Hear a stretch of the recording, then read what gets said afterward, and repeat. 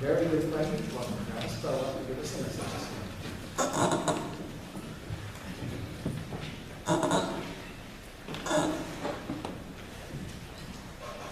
Morning. Good morning. So today, the title of my sermon is Get in the Game. I'd like to start off with a little story. I'm just going to read that and then we'll get right into it. Jerry stood at first base, and most called him a strong man of the glove. He was never late to practice, and he read his handbook daily. The rest of the Cherry Road softball team respected him. He was very good at part of practice, where the first baseman throws grounders to the other infielders. His grounders were consistent. They didn't bounce up and deep into John unexpectedly, didn't roll too far to the left or right, didn't come too fast or too slow. Jerry threw consistent grounders in consistent order at a consistent pace. You could count on Jerry. Frank, who had been throwing warm-up pitches ever since he was a knee-high smiling kid, was of course the leader of the team.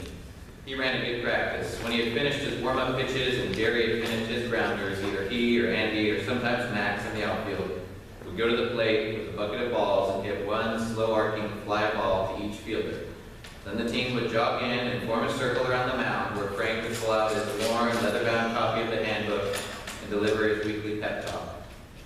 Most of the time he reminded everyone of things like the importance of coming to practice, the necessity of pitching, grounder throwing, and fly ball batting, and the obligation everyone had to study his own handbook at home. But occasionally, Frank would talk about team building, and that always made people uncomfortable. It was in the handbook. No one could deny that. The importance of asking non-team people to join the team was well established. The thing was, non-team people didn't want to come to practice. It was boring, they said. While the members of the Cherry Road softball team knew you couldn't expect the world to understand how practice wasn't all about fun, it bothered them that people wouldn't come. It bothered them because it was embarrassing to get turned down, and because people really should be coming to practice. But what bothered them most was that they themselves, deep down inside, found practice a little boring too. And no wonder, when they never played any softball.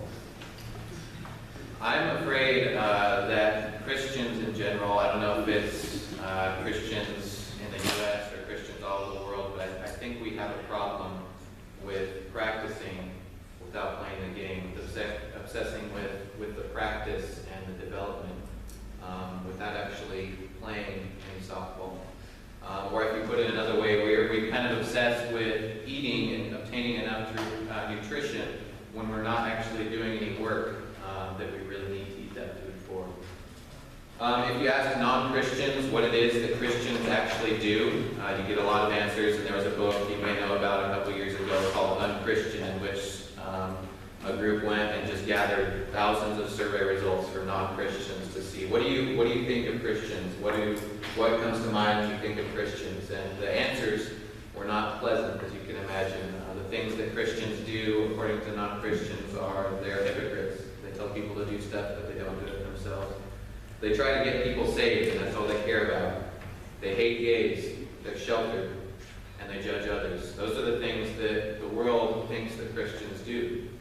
And if you ask what's the correct answer, what should Christians be doing, what is it that we do, the correct kind of Bible school answer is we should be loving God, and we should be loving our neighbors. But if we're honest, what really, if you just look at the life of a Christian and the life of a non-Christian and kind of average that out, it tends to be that we go to church, we read the Bible, and we pray. No, anything else I say in this sermon, please don't understand that I think that church is not important, that reading the Bible is not important, or praying is not important. Just like I find myself sometimes judging people on how often they come to church, and that's not right, but you can judge a sports team player by how often they come to practice. That is something that's necessary to do. But I think if we focus on just the practice and skip the game, we're missing something. If we focus on just coming to church, reading the Bible, and praying, and we're not playing the game that Christians are supposed to be playing, we're missing out on something. That's what I want to talk about today. The Bible, when it talks about this getting in the game, as I'm putting it, usually talks about it in terms of bearing fruit. And there are tons of passages in the New Testament about bearing fruit, and a lot of them are serious. I just picked out 3 of the 15 or 20 that there are. Matthew 3, Jesus says, "Every tree that does not bear good fruit is cut down and thrown into the fire." Pretty simple statement. If we're not bearing fruit, that's the consequence. Cutting down, thrown into the fire. In John 15, he says, "Every branch in me that does not bear fruit, he, being God, takes away. And every branch that bears fruit, he prunes it, so that it will bear more fruit." In John 15, "My Father is glorified by this, that you bear much fruit, and so prove to be my disciples." Bearing fruit is a proof or a quality of people that are real disciples of Jesus. And in Colossians 1, it says, "Walk in a manner worthy of the Lord, to please him in all respects, bearing fruit in every good work, and increasing in the knowledge of God." We as Christians have a purpose. We're supposed to be in the game. We're supposed to be doing work. We're supposed to be bearing fruit. And I did a sermon a while ago, this was a couple years ago in Reno, where I just focused on this bearing fruit concept, and I looked at, there's actually some cool parallels. If you go online to Google or whatever, and you look at how do I make my apple tree bear fruit, there's a lot of advice. You have to fertilize your apple tree, which is kind of like Christians, we need to be in the Word and being fed. You have to make sure that your apple tree can pollinate, especially some kind of trees are really dependent on being able to pollinate with other like trees, and that's important for Christians too. We need to be around other Christians so that we can help each other. And then there's some more drastic things that you can do to your fruit tree. Pruning is really important. If you don't prune, the tree will grow a lot of leaves and grow a lot of fruit, but then it'll all be small fruit. It'll have something called fruit drop, where it'll drop off the tree and be bad quality fruit. And that's similar to our lives. If we don't get our priorities straight, if we have super busy lives and the quality of our fruit is poor and doesn't really end up being high quality, we end up doing, the saying is, I think, doing twice as much as we should, half as well as we could. So there's a parallel there, but there's some drastic things you can do to your apple tree, like if you do all these steps, many websites say this, if you do all these steps, your tree still won't bear fruit. You have to shock it into getting it to bear fruit. And there's some people that will recommend making little scores around the bark, not all the way around because that'll kill the tree, but it'll stress the tree and make it go into reproduction mode to bear fruit.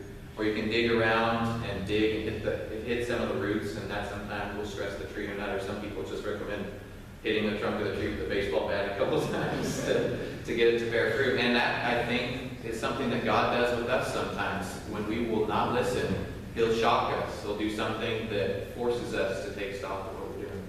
And that's a whole sermon in itself. That's not where I'm going today, because after all of that, and this may seem kind of profound to some of you, but it ends up, we're not trees. So there's parallels to be drawn there, but us bearing fruit is not a passive thing. It's not something where if we get all the conditions right, if we get our fertilization, our pruning and everything right, bearing fruit will just happen. It doesn't work like that. We have to be active about it. We're not trees, we're people. And so to prove that, and this is where I'm going to be spending most of my time, let's go to Matthew 25.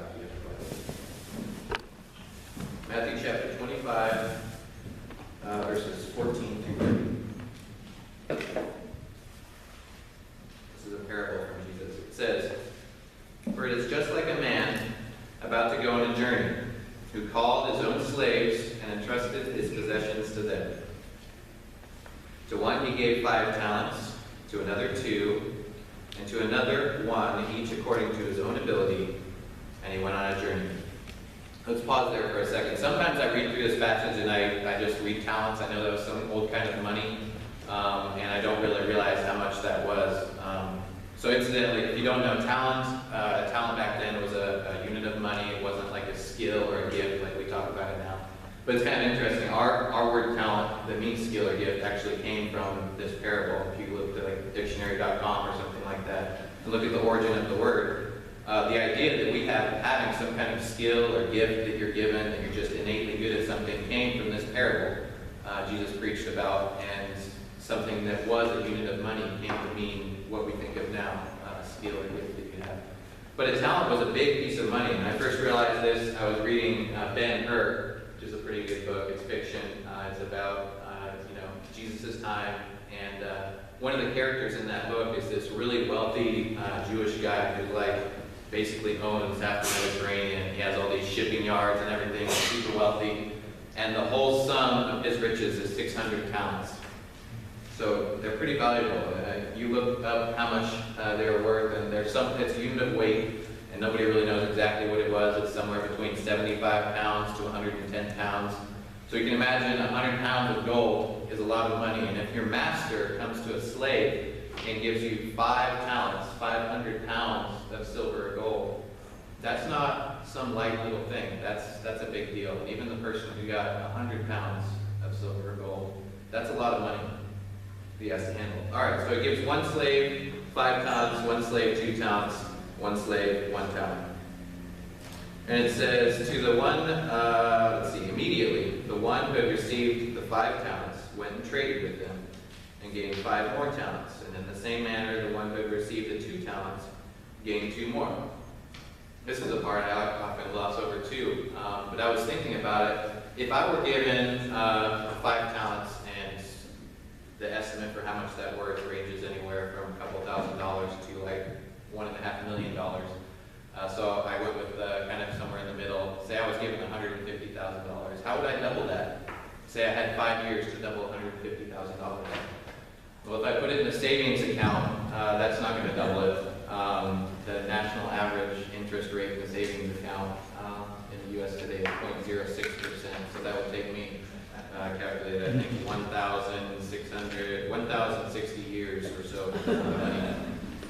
Or I could get a bunch of CDs, and you can maybe get 2.5% on a CD. So that would take me 31 years to double my money.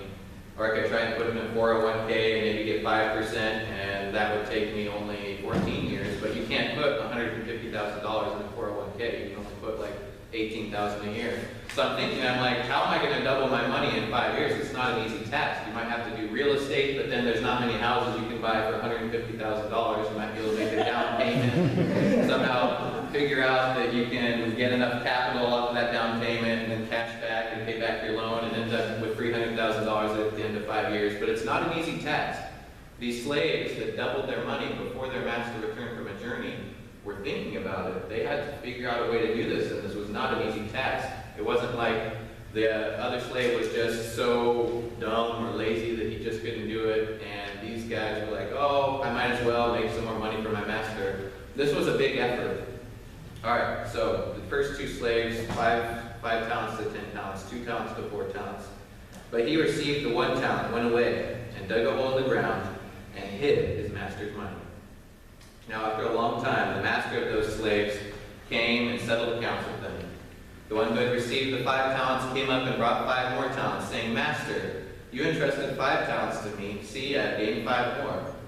His master said to him, Well done, good and faithful slave. You were faithful with a few things. I will put you in charge of many things. Enter into the joy of your master. Also, the one who had received the 2 talents came up and said, Master, you entrusted 2 talents to me. See, I have gained 2 more talents. His master said to him, Well done, good and faithful slave. You were faithful with a few things. I will put you in charge of many things. Enter into the joy of your master. And the one who had received the 1 talent came up and said, Master, I knew you to be a hard man, reaping where you did not sow, and gathering where you scattered no seed. And I was afraid, and went away and hid your talent in the ground. See, you have what is yours. Okay, I want to talk about this I was afraid excuse for a little bit. If you ever watch any of Francis Chan's sermons, he's got a really good one. I saw this on YouTube. Somehow YouTube figured out from my searching history that I might like to watch Francis Chan and a suggested video of Francis Chan's sermon entitled, Just Do Something. And so I watched it, and it was really good. And he talks about this idea that as Christians, sometimes we're paralyzed by this feeling that we don't know enough to talk to somebody about Jesus, that what if they ask a question I don't know the answer to, or we're not skilled enough to start up a new ministry, or we don't have the skills. And his argument is we shouldn't be afraid. We should just do something. And I thought that was a really good point. But I also think that it's not really fear that usually holds us back. And especially in my generation, if you look at statistics, we don't have a huge problem with lack of confidence. We have a problem with overconfidence. It's not fear that's stopping us, it's something else. And I think the master in the next verse sees through this I was afraid excuse to what the real problem was. It says, but his master answered and said to him, you wicked, lazy slave. I think that's it for me. I'm just lazy. I will see myself when I do my morning Bible study. I'll sometimes read and I'll be like, man, I should really try to talk to my boss about, or this other guy at work, about Christianity. I never really bring it up. I'll sometimes say something about a church event that I'm going to, but that's about it. And I'll be reading about how Paul said that he was not guilty of men's blood because he had preached to them. I'll be like, so I kind of am guilty of men's blood because I'm not preaching to them. I should do something. And I'll pray, God, please give me some ideas for how to reach out to these people or whatever. And then I'll close my Bible, get up and go eat breakfast, and I won't think about it. I'm praying for God to give me ideas, but I'm not even spending 5 minutes trying to think of ideas. I'm an engineer, and if I did that at work and just prayed that God would give me an idea for a new product and didn't sit at my desk and do some calculations and figure out some ideas for a new product, I would be quickly fired. We can't be passive and just hope that ideas will come to us. We have to be actively searching for ideas. If you had to double $150,000 and just pray that ideas would come to you and then didn't try to think about any ideas, that would be foolhardy. And I think that's what this slave does. He may even have wanted to double his money, but because he was lazy and not worthy to put in any effort into trying to figure it out, he didn't. He just buried it in the ground. So the master says, you knew that I reap where I did not sow and gather where I scattered no seed, and you ought to have put the money in the bank. And on my arrival, I would have received the money back with interest. Maybe the interest was a little more back then, or maybe even 0.06% would have been better than nothing. So he says, therefore, take away the talent from him and give it to the one who has the 10 talents. For to everyone who has, more shall be given, and he will have an abundance. But from the one who does not have, even what he does have shall be taken away. Throw out the worthless slave into the outer darkness. In that place there will be weeping and gnashing of teeth. In other words, we do not want to be that worthless slave. All right, so what is stopping us? It may be fear, it may be laziness. I think that a lot of times it's just a lack of initiative. This is kind of a buzzword that I almost hate to use. There's another one that's even worse, being proactive. You see that in books like 7 Habits of Highly Effective People. The first one is being proactive. And when I hear that, my brain just shuts down. Like, this is HR jargon. I don't even want to listen to it. But it's true. If you have an employee, say you had a couple of employees or people working under you, and also use engineering because that's what I'm familiar with, and I think there are a couple of engineers here. So if you were an engineering manager and you had to go on vacation and you had a couple of people working under you, and say you had Bob, who was pretty experienced, had 10 years of experience, and you had Billy, who was kind of a new hire, and just the kind of things were slow, so the only real job they had while you were gone was to go check on the supplier that supplies you with these valves that had been they've been late lately, or they've been kind of slow in returning phone calls. So you said, why don't you go visit the supplier and see what's up with them? You go on vacation, you come back, and Bob, your more experienced employee, you ask him about it, he says, yeah, that company that makes those valves is doing pretty bad. It looks like they may go out of business pretty soon. And you're like, well, that's a big deal. Like, we need to make these valves. We have deadlines. We have to coordinate with other departments. What have you done about it? And he's like, well, you didn't really tell me to do anything about it. So I've just been, getting out my old thermodynamics textbook and doing some research on that to kill time, while you were gone. I didn't want to do anything without your knowledge. I know that you don't like me to do anything without your knowledge. That's an employee with no initiative. And if Billy, even though he's inexperienced, had come back and had tried to do something, if he had at least notified the other managers, like, hey, we may have a shortage of these valves, or contacted some other companies to see if he could get some quotes for those valves, or even if he had tried to come up with some new design that uses valves from Home Depot and it was a terrible design, you would at least be like, he tried to do something, he took initiative. That's the employee that's going to get promoted, not Bob. Even though he has experience, he doesn't have initiative. He doesn't have that proactive quality. And I think that as Christians, we tend to act a little bit like Bob when we should be acting like Billy. We should be not being like, I don't have specific instructions, so I'm not going to do anything. We should be like, what can I do? And even if it's not the perfect thing, if we're praying about it and trying, He's going to help us out. All right, so we've talked a lot in generalities. We should be doing something. We should be in the game. We should be bearing fruit. We should be doing work with the food that we're eating. We should be doing something. What is it that we're supposed to be doing? Laura and I go to the Pepperdine lectureships a lot, and we just came out of OC a couple years ago and heard just a lot of chapel sermons and things like that. And something I noticed in a lot of these sermons is that older people tend to think that evangelism is the most important thing. Younger people tend to think that social justice is the most important thing. There's this like dichotomy. People argue, no, if you really love people, you'll care about their soul and you'll try to get them saved. No, if you really love people, then you don't want to try and give them some agenda. You just want to fulfill their physical needs, and everything else will come after that. Both of those are extremely important. We can't have one without the other. If we're fulfilling people's physical needs without fulfilling their spiritual needs, and fulfilling their spiritual without the physical, neither one is good by itself. But those are kind of argued about a lot, and I think we know that we should be doing those. So what I want to talk about today, I think, is one of the most underrated fruits that we can bear. And that's the simple fruit of doing good deeds. The theme verse for today is Titus 3:14. And the whole book of Titus is really pretty neat. It talks a lot about good deeds. If you count the number of times it says good deeds in Titus, you'll be counting pretty high.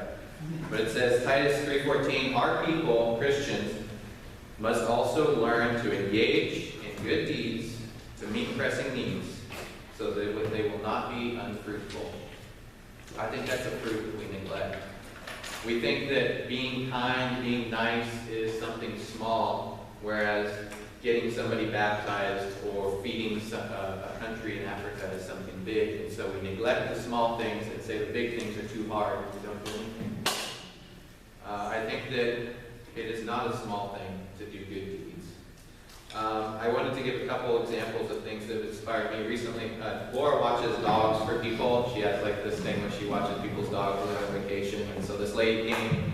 She wanted to see if her dog liked our dog and things like that. So she came over to the house and saw that Laura was pregnant. They talked a little bit and she went off. And turned out she didn't go on that vacation or whatever, so we never ended up watching her dog. But a couple weeks later, Laura got an email from this lady, and she said, hey, I know this is kind of awkward or whatever, but I noticed you're having another kid, and I remember how hard that was for me, so me and the ladies group at our church kind of took a collection and got you a 2-kid stroller and a bunch of clothes, and we were wondering if we could bring those over. We're like, wow, that's what Christians should be known for, seeing pressing needs and meeting them. Laura's sister lives in Texas, and she has a daughter who's 2 now. I don't know. She's pretty young. I don't know how old she was at the time this happened, but Elizabeth, Laura's sister, was coming out of the parking lot at the grocery store, had a ton of bags and everything, and right as she got to the car, her little girl had an explosion. So she was pretty stressed out trying to get all these groceries. There's poop everywhere. She was trying to handle it. And somebody in the parking lot came up, kind of took her baby, ended up changing the baby's diaper and helping her get the groceries into the car. And she's like, wow, that's pretty neat. That's seeing pressing needs and meeting them. When we were at Pepperdine, we were talking to a guy who was pretty tired, and he mentioned he was tired. We're like, oh, why are you tired? He's like, oh, I got up really early this morning to get here and everything, and it ended up he had gotten up at like 4 a.m. I'm like, man, that's really early. Why'd you get that early? And it turns out that every time he leaves, he's involved in ministry somehow. He's a youth minister, I think. Every time he leaves his house to go on vacation or go to one of these ministry meetings and has to leave his wife and kids at home, he'll get up early in the morning and clean the whole house, like vacuum and mop the floor and everything, just so she has a little bit easier of a time with the kids and everything while he's gone. And after I got done telling him to shh in front of the wife, I realized that's doing good deeds and meeting pressing needs. As Christians, those are the kind of things we should be doing. We should be looking with our coworkers, with our families, for things that need to be met, deeds that should be done, ways that we can help out. And this is not a passive effort where we just kind of, okay, I need to be a little more conscious of that. And when I see something that needs to be done, maybe I'll stop and help the guy on the highway, whatever. It needs to be an active thing where we sit down and we're like, all right, who needs help? Who needs something? What can I do? And it doesn't have to be some big effort. It doesn't have to be feeding everybody in Africa. It can be something as small as helping out a young mother, or helping out your own wife, or doing something for your family.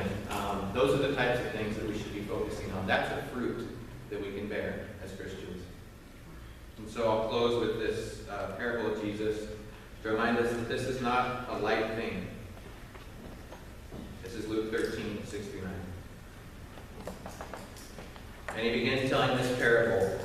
A man had a fig tree which had been planted in his vineyard, and he came looking for fruit on it, and did not find any.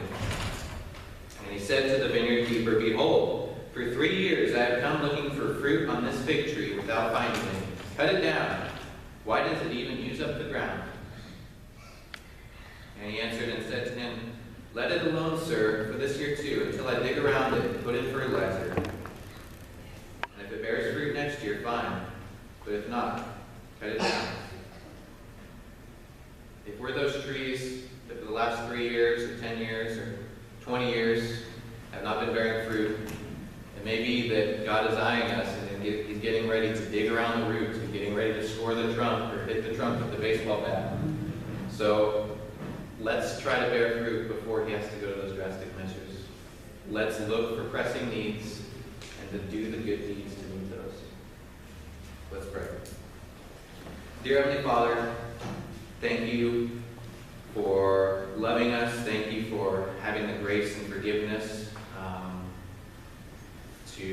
to accept us, even though we're sometimes afraid, we're sometimes lazy, we don't do the work that you want us to do. Help us to come out of the stupor that we're sometimes in, of being lazy, or of being having no initiative and not doing things for you. Give us the strength to bear fruit. Give us the strength to get in the game. And please do whatever it takes. If we don't, if listening to a sermon is not enough, if what we see in your word is not enough, please do dig around our roots and score our trunks and do whatever it takes to get us to bear fruit.